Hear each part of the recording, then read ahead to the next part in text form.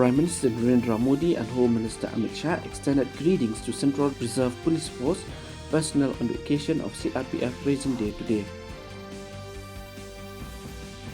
Prime Minister Narendra Modi will chair the 9th Governing Council meeting of Niti Aayog at Ropati Bhavan Cultural Centre in New Delhi today.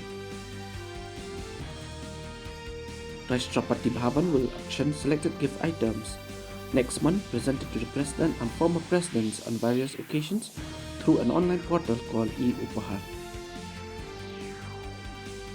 Prime Minister Narendra Modi will share his thoughts with the people of the country and abroad in the Man Ki Baat program on Akashwani at 11 am tomorrow.